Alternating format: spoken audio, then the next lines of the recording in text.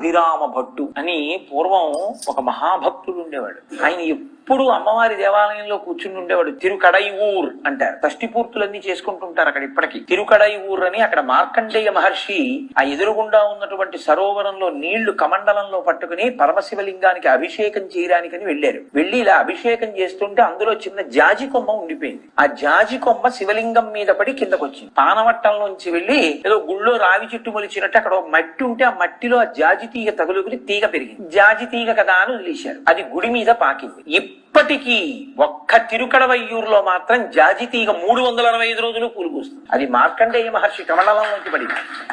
ఆ తిరుకడైఊరులో అమ్మవారి సన్నిధానంలో కూర్చుని ఆ అభిరామ భట్టు అనేటటువంటి భక్తుడు ఎప్పుడు అమ్మవారిని లోపల దర్శనం చేస్తుండేవాడు. ఆయన లోపల అమ్మవారిని దర్శనం చేసి పొంగిపోతున్నాడు. ఆయన పొంగిపోతున్నప్పుడు అమ్మవారి ముఖమండలం కనపడుతోంది అభిరామ భట్టుకి. ఆవిడ ముఖం ఎలా ఉంటుంది? పూర్ణచంద్రబింబం ఎలా ఉంటుందో అలా ఉంటుంది. అటువంటి పూర్ణచంద్రబింబం లాంటి ముఖమండలాన్ని చూస్తూ ధ్యానంలో ఉన్నాడు. బాహ్య స్మృతి లేదు. అప్పుడే తంజావూరు మహారాజు గారు గుళ్ళోకి వచ్చారు. మహారాజు వస్తున్నాడని అందరూ లేచి నిలబడ్డారు. ఈయనొక్కడు ధ్యానంలో ఉండి లేవలేదు. మహారాజు ఆగి అన్నాడు, వీడొక్కడు లేచి నిలబడలేదు, ఎవరు వీడని అడిగారు. చంపేస్తాడేమో అవిధేయతని, పరమభక్తుడు పాపం అని అక్కడ ఉన్న వాళ్ళన్నారు, మహారాజా ఉన్మాది, తాగుతూ ఉంటాడు, అందుకు నా మత్తులు